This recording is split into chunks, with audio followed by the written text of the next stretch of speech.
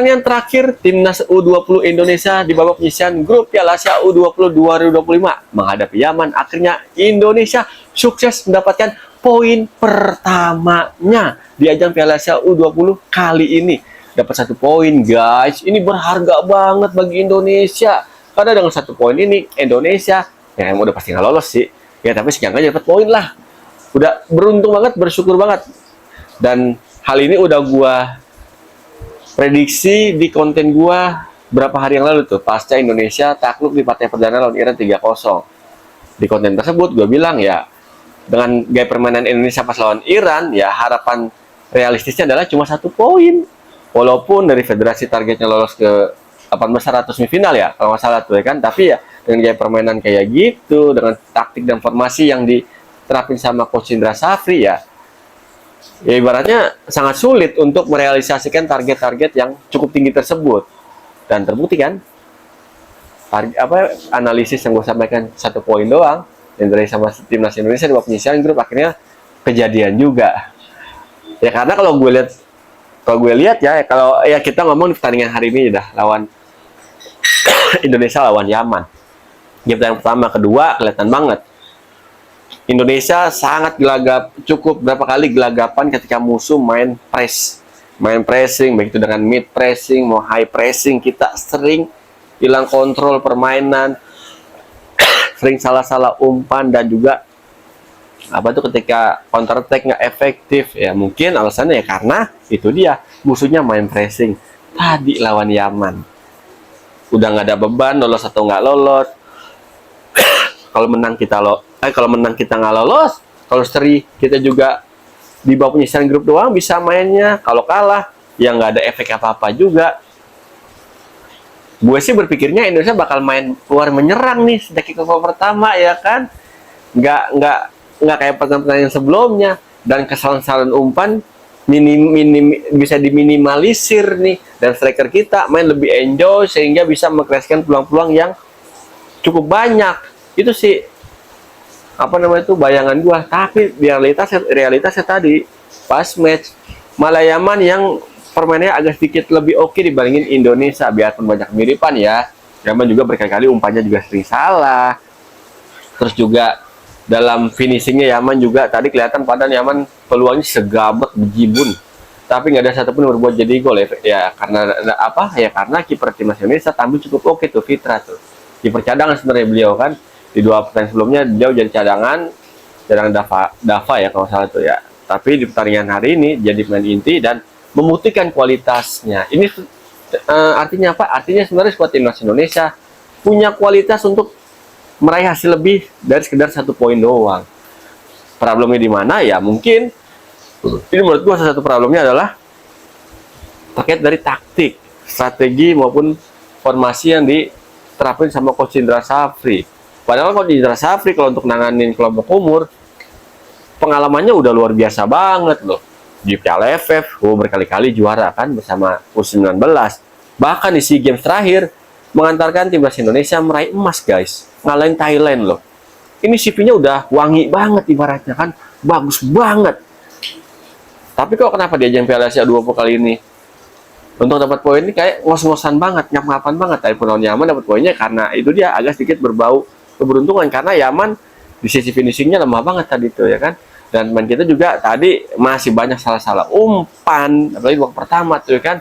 Terus juga sekali punya peluang, apalagi tadi Doni Tripamungkas babak kedua kalau salah punya 2 kali umpan crossing datarnya itu nggak berhasil disambut sama striker timnas Indonesia itu. Padahal kalau oke aja tuh posisi striker kita, nggak telat maju, nggak telat cari ruang, bisa ya tadi Indonesia bikin gol tuh. Padahal umpan dari Tripamungkas sudah manis banget, udah memanjakan striker banget ya tuh. Tapi ya lagi-lagi kita masih punya PR besar di lini serang.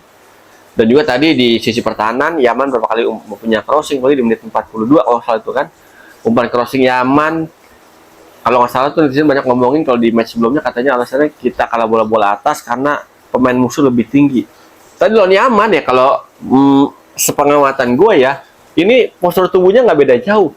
Tapi tadi satu contohnya menit 42, main bola atasnya kita masih kalah loh sama Yaman. Tapi untungnya lagi-lagi penyelesaian akhir Yaman ini masih nggak oke. Jadi ya peluang yang dapat ini jadi sia-sia ya kan. Satu peluang yang lainnya dari Roman crossing sundulan main Yaman dalam kotak penalti itu udah kosong dengan terjaga ya lemah. Jadi bisa diantisipasi sama kiper atau main bertahan kita. Nah ini seharusnya PR yang bisa diselesaikan sama Coach Indra Safri. Karena apa kan persiapan timnas U20 di ajang Piala Asia U20 kali ini nggak singkat. Udah berkali-kali TC dan materi mainnya pasti udah ada variasi berbagai pilihannya ya kan. Ini seharusnya bisa lebih dioptimalkan, bisa lebih dimaksimalkan untuk meraih poin sebanyak-banyaknya seharusnya. Tapi ya kita lihat hasil akhirnya Indonesia cuma dapat 1 poin dan cuma bisa bikin gol di 3 pertandingan, 1 gol doang. Itu juga lawan Uzbekistan. Jadi Straven doang yang bisa bikin gol dan kebobolannya 6 gol, pemasukannya 1. Berarti ada selisih golnya -5. Ya menurut gue sih kalau kita mau komparasi sama event yang serupa ya di tahun 2023 Piala Asia U20 2025, nah itu ditangani sama Coach Sintayong, ini ada penurunan nih. Zaman Sintayong kita dapat 4 poin, kalah lawan Irak doang, lalu sebaik kita seri kalau salah lawan apa tuh Yordan apa Suriah tuh kita menang. Nah tapi di ajang Piala Asia kali ini kita babak penyisihan grupnya udah belur babak ya kan. Sekarang udah di babak belur tuh 2 pertandingan awal, kebobolan 3 gol masing-masing kan. Di sekarang aja nih nggak kalah ya karena tuh dia penyelesaian akhir dari Yaman nggak oke, alias cukup tidak baik ya kan. Itu bahasa halus ya, bahasa kerennya tumpul ya. Tapi ya tentunya dengan hasil sekarang yang dapetin sama main timnas Indonesia ya, kalau kita lihat tadi dari starting line up yang turun sama Coach Indra Safri, ini menurut gue ini udah pemain-pemain yang ya emang harus jadi pemain inti di starting line up. Ada Zaki, ada Seva, Papa Seva, ada Kadek, Doni, Tony, Welber, ada Mufti, ada Marcelinus, Aryansa, ada Raven. Aryansa pun tadi pas diturunin sejak babak pertama, tapi banyak pergerakan dia ini cukup cukup berbahaya. Tapi itu dia, tapi pergerakan dia ini untuk masuk ke kotak penalti ya masih susah banget. Karena apa ya? Karena itu dia minimnya link ataupun jarak antar main Indonesia ini di babak pertama ini kurang, nggak terlalu rapat ya, sehingga ketika kita transisi ya kita nggak bisa cepat mindahin bola nih dari bertahan ke penyerang, apalagi mindahin bola dari satu sisi ke sisi lain, dari tengah ke kiri, kiri ke tengah, tengah ke kanan. Ini agak kesulitan karena itu dia jarak antar main nggak terlalu deket, masih lumayan ada jarak jauh. Tambah lagi passing kita, apalagi passing dari belakang ke depan. Dari babak pertama ada berapa kali tuh yang bisa dipotong sama Yaman. Ini sebenarnya berbahaya, tapi lagi-lagi untung aja Yaman penyelesaian akhirnya tumpul kayak kita juga ya kan. Nah, jadi kita patut syukurin juga nih Yaman nggak bisa bikin gol. Terutama tadi di akhir babak 2 tuh Yaman punya 2 kali peluang bersih tuh.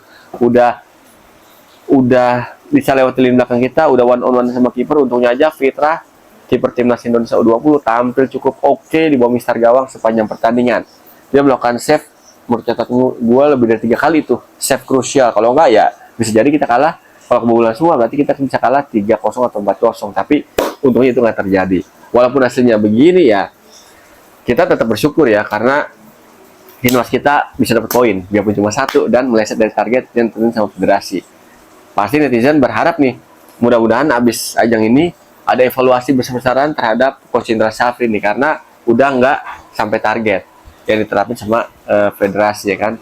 Stay aja begitu, dievaluasi, walaupun cukup moncer, bisa dibilang prestasinya ya kan, biarpun nggak juara, tapi ada peningkatan dari kualitas permainan timnas Indonesia. Nah ini harusnya juga ada evaluasi besar-besaran untuk kepelatihan timnas U20.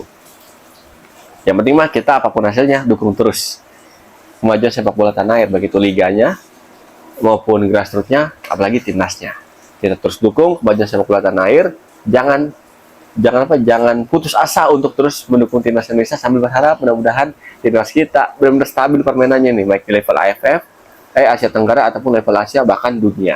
Dan mudah-mudahan timnas Indonesia senior bisa masuk ke Piala Dunia 2026. Dan thank you banget yang udah support konten gua, Unit Abangan, yang udah support dengan like, nonton, subscribe, dan komen, dan share. Thank you banget, karena support dari kalian adalah motivasi bagi gua untuk terus berkarya bikin konten tentang sepak bola, terutama sepak bola tanah air Thank you banget sekali lagi.